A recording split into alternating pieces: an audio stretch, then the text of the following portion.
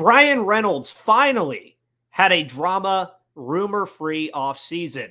He's been an above-average hitter every year in his time with Pittsburgh, but can he return to his 2021 season totals and production?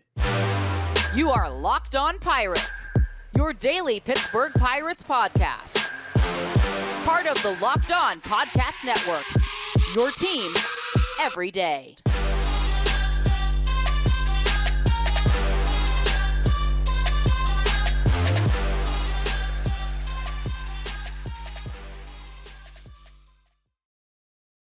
And welcome back, everybody, to the Locked On Pirates podcast here on the Locked On Podcast Network, where it's your team, your Pittsburgh Pirates every day. My name is Ethan Smith, your host of this wonderful show here on the Locked On Podcast Network. Again, where it's your team, your Pittsburgh Pirates every day. And I'm always bringing you all of your news, analysis, opinions, and reactions to everything going on in the world of the Pittsburgh Pirates. Thank you for tuning into the show, as you always do, on all of your podcast platforms. Today's episode is brought to you by FanDuel. We'll talk about them a little bit later. And I also want to say shout out to everybody for getting us to 1,500 subscribers on YouTube last night. Thank you so much for all of you who subscribe, turn on the notification bell, and listen on YouTube. Thank you as well to all the people who listen on the audio platforms also. And the 2024 Player Preview Series is continuing on today's episode. And as you see in the thumbnail, as I spoke about in the open, it's all about Bryan Reynolds, and he is the topic of today's first player preview show. Obviously, I took a day off yesterday, a much needed day off. So thank you guys for understanding on that front.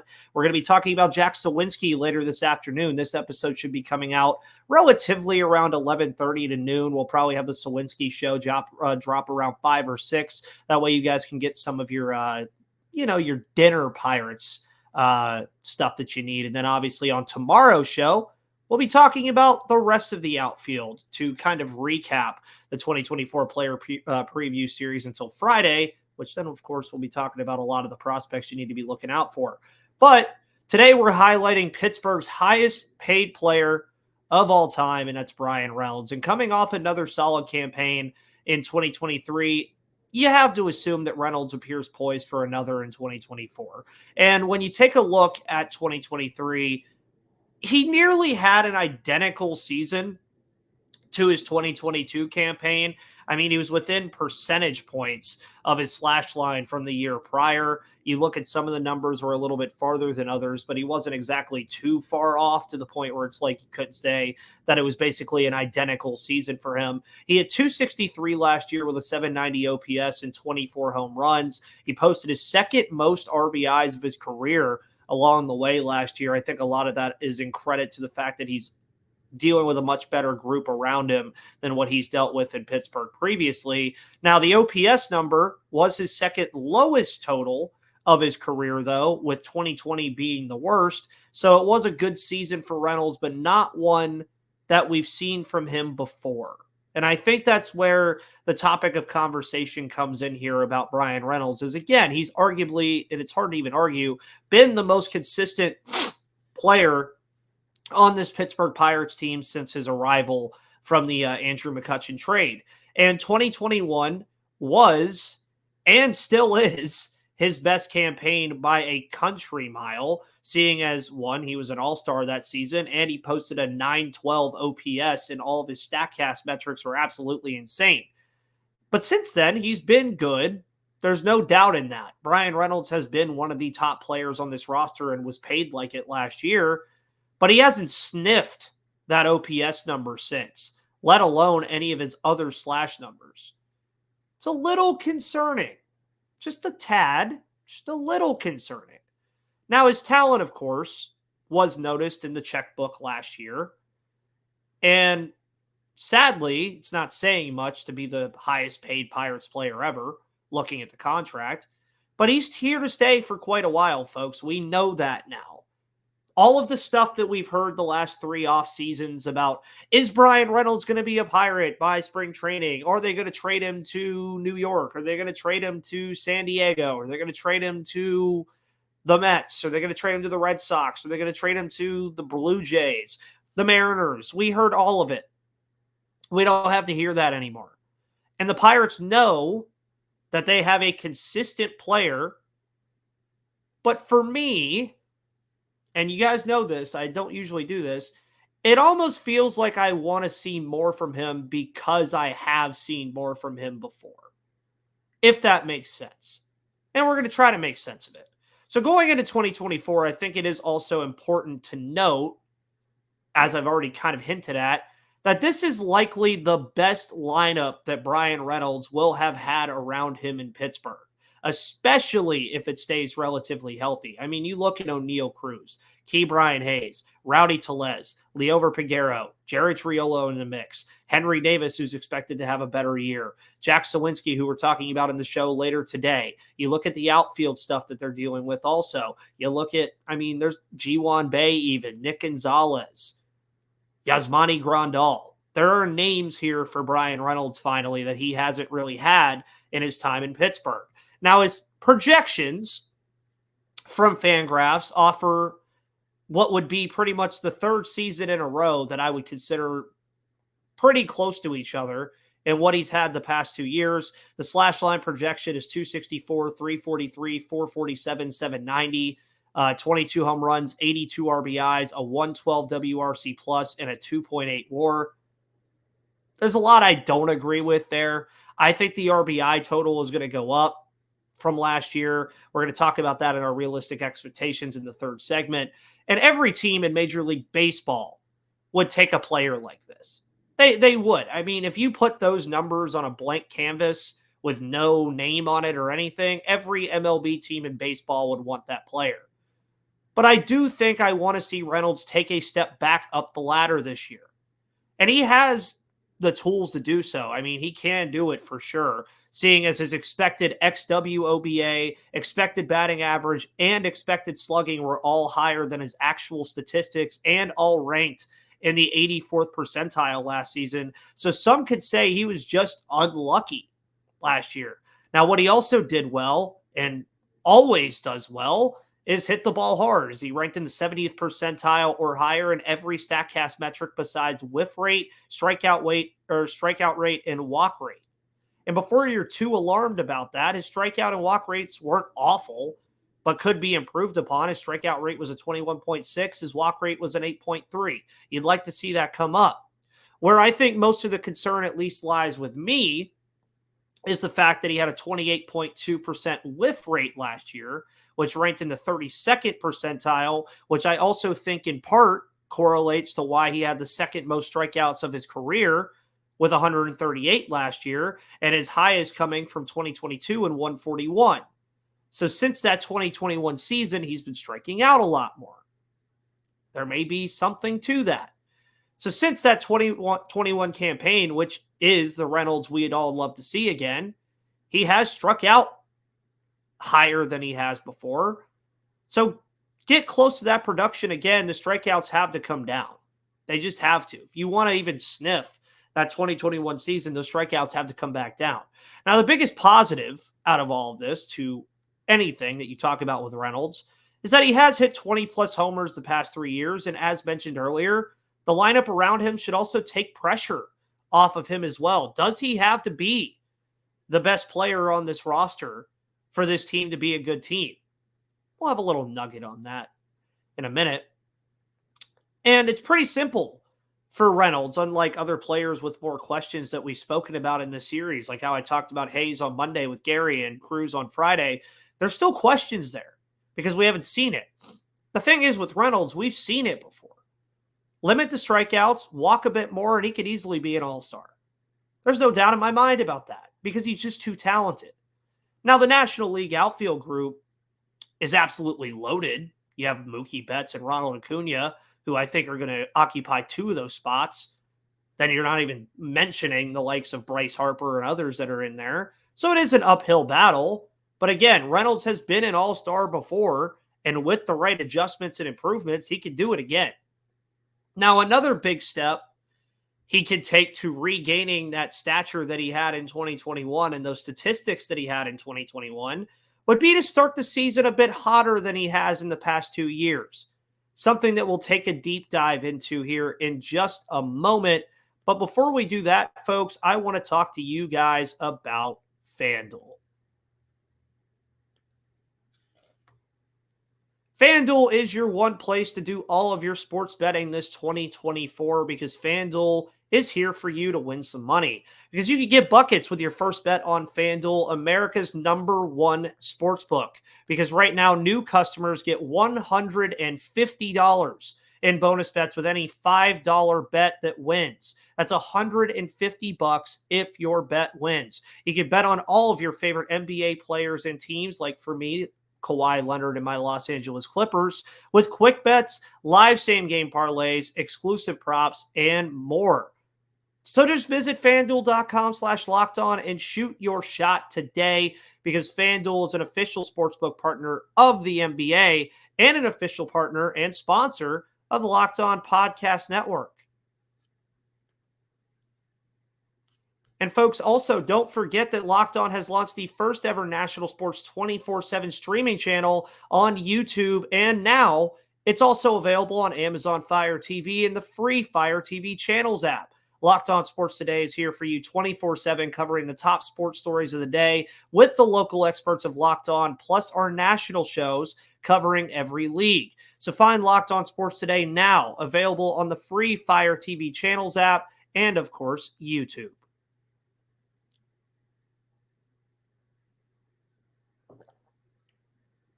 And welcome back to the Locked On Pirates podcast here on the Locked On Podcast Network, where it's your team, your Pittsburgh Pirates every day. Again, my name is Ethan Smith, your host of this wonderful show. Again, thank you guys for letting me take yesterday off. Needed a bit of a mental health day. If you ever need a mental health day, just do it. It helps a lot. It really rejuvenates you a little bit. And something that I want to see rejuvenated from Bryan Reynolds is not starting the season as slow as we've seen the past couple years. Now, you're probably wondering, Ethan, you're kind of being nitpicky here. You know, some players just take a while to get started and it takes longer for them to get the season going. And I understand. Now, Reynolds has shown the ability to be arguably the Pirates' most consistent player. And I don't even know if it can be argued over the past 3 years, but he always seems to start seasons off slow. Now, the outlier in all of this was last year's month of April, when Reynolds hit .323 with 5 home runs and 22 RBIs, while the team went 20-8. But outside of that, he's really been in the first couple months of the year for the most part. You look at last year, for instance. We're going to have a lot of examples here on this. And they're all statistics that you can find and go look at yourself. After the strong April that Reynolds had last year, he hit .242 in May, .268 in June, and .200 in July. Not all that great. And he hit around .252 or higher in the remaining months.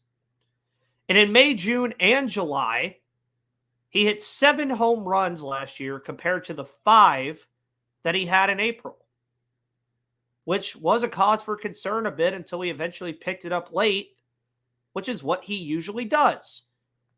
Hit the rewind button and jump back to 2022.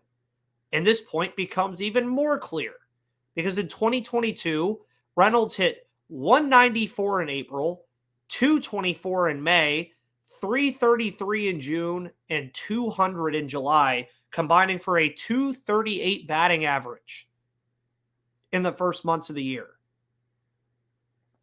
It's just not all that good. But after July in 2022, he wouldn't hit below .260 in any month. So you're probably picking up on a little bit of a trend here. And it is a worrisome one. Even with how good he is, you don't want to have to see this. Even in his all-star campaign of 2021, when he was an absolute machine, his 2 lowest months came in April and August, but his strongest months were once again later in the year. even though he had a phenomenal season that year, and it's hard to say that. Now, he did have a better average pre-All-Star last year, batting average-wise, but his post-All-Star numbers saw a skyrocket in home runs, slugging, and OPS. Again, you can look at all of this on StatCast. It is the easiest thing in the world to do. Just go to splits, and all of this is available to you. 2021, in reality for Reynolds, was the only true season where he saw a dip in home run production post-All-Star break. His home run total increased after the All-Star break from pre-All-Star the last 2 years. So it makes you wonder, if Reynolds gets off to a hot start, much like he did last year, it can manage to somewhat sustain that hot start. Could the team follow suit? That's where we're going to go into more examples. Take 2023 again. For example, Reynolds hit .323 in the month of April, and the team was 20-8, leading the National League. He hit a combined .236 in the following 3 months. And you don't need me to tell you what happened in those following 3 months after the Pirates started the season 20-8. So not only is it a hot start that Reynolds needs to have rather than the slow ones we've seen, but a sustainable one. Because as you all and myself hear all these examples and statistics, I think you could see a clear trend that starts coming to mind. When Reynolds is on, folks, this team is on. When he's not, it's kind of hit or miss. In August and September last year, 2023 again, Reynolds hit .288 and .252, while the team in those 2 months had a combined record of 29-28 when you include the one game at the end of the year in October. Meanwhile, from May to July, amid Reynolds slowing down in his production, the team was 27-49. So that's a pretty obvious difference between when Reynolds is playing very well, so is the team. When he's not so much. Now, other factors go into this. Trust me. You look at the rotation falling apart and the 9-game losing streak and injuries across the board like to Ke'Bryan Hayes and O'Neal Cruz. I get it. But he plays arguably the biggest part in keeping the engine running on this team. Now, last season, to use as an example again, the Pirates won at least 11 games every month that Bryan Reynolds hit .252 or higher. .252 or higher. That's not all that hard for him to do at all when he is playing his best baseball. 11 games at least. Even 2022, which was a 100-loss season, the Pirates saw their highest win total months when Bryan Reynolds hit 5 or more homers in any given month. He's fully capable of that. So over the course of now 2 seasons, one can indicate that Reynolds' success translates to the Pirates' success, whether we like it or not. And that's just statistical backing from 2 full seasons. Folks, that isn't just a coincidence. That's a trend. And baseball is all about trends.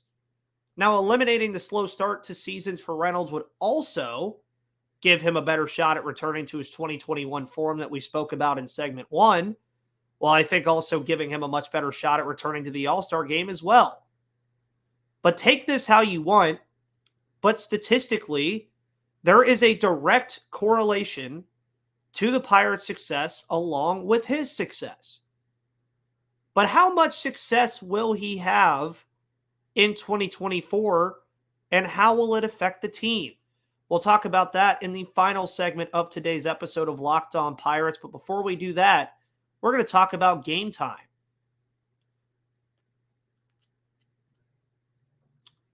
Folks, Game Time is here for you for all of your last-minute tickets. So download the Game Time app today and use code LOCKEDON for $20 off, because guess what? You shouldn't have to worry when you buy tickets to your next big event. Game Time is the fast and easy way to buy tickets for all the sports, music, comedy, and theater events near you. And with killer last-minute deals, all-in prices, views from your seat, and their best price guarantee, Game Time takes the guesswork out of buying tickets. Game Time also has deals on tickets right up to the start of the event and even an hour after it starts. It's the place to find last-minute deals. And the Game Time guarantee means you'll always get the best price. If you find tickets in the same section and row for less, Game Time will credit you 110% of the difference. So take the guesswork out of buying tickets with Game Time. Download the Game Time app, create an account, and use code LOCKEDON for $20 off your first purchase. Terms apply. Again, create an account and redeem code LOCKEDON for $20 off, and download Game Time today. Last minute tickets, lowest price, guaranteed.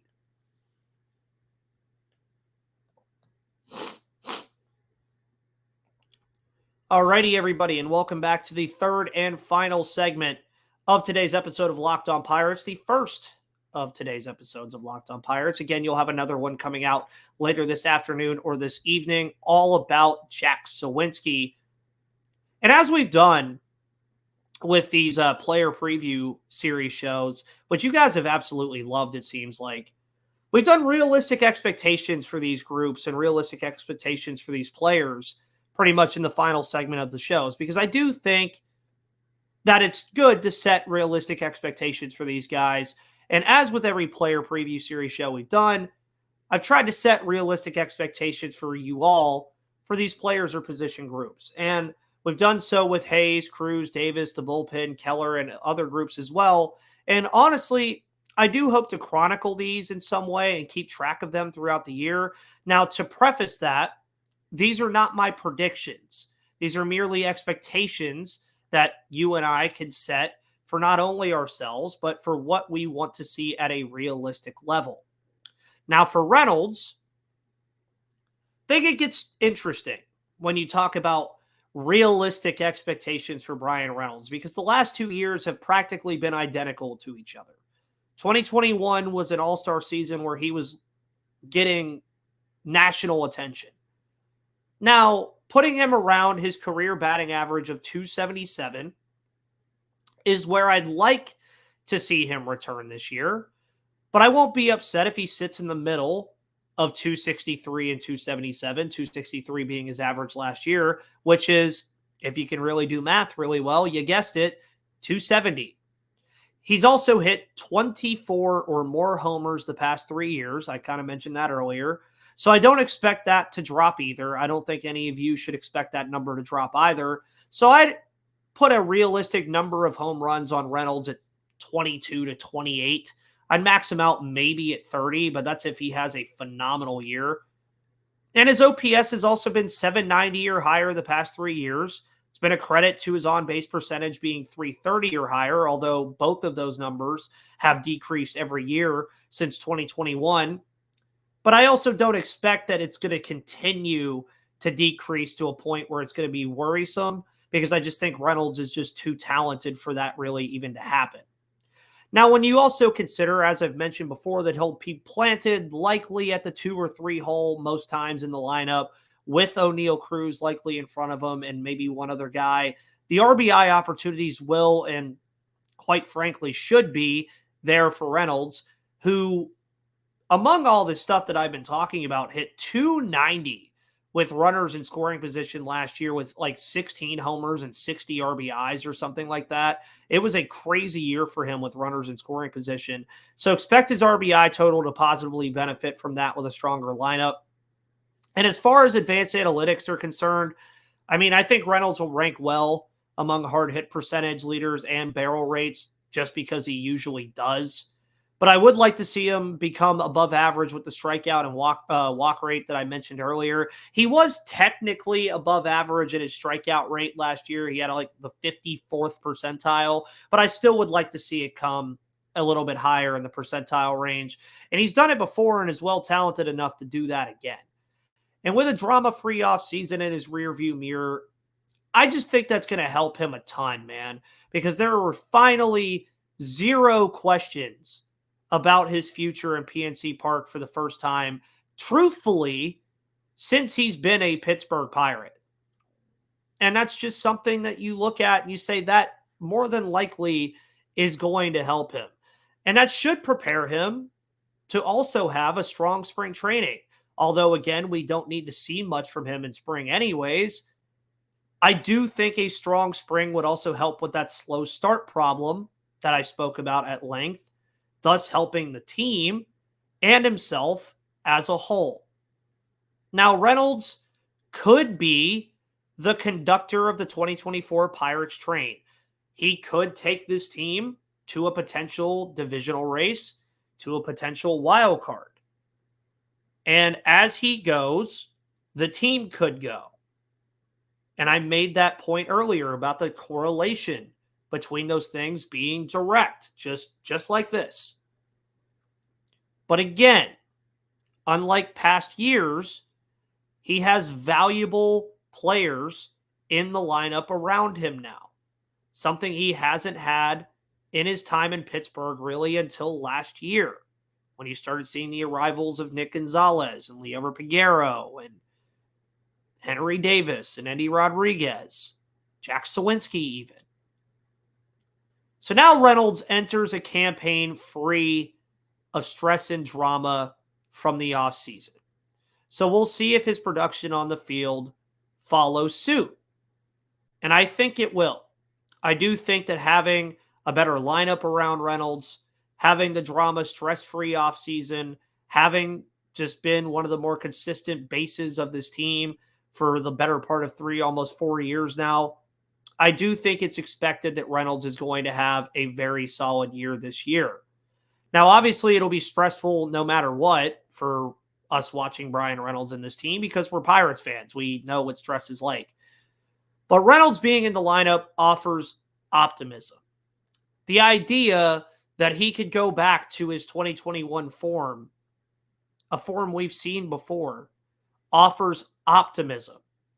The fact that there's a good lineup around a player in your lineup now, like Bryan Reynolds, offers optimism. That word optimism is a word we haven't been able to truthfully use in almost a decade. And Bryan Reynolds contributes to that a lot.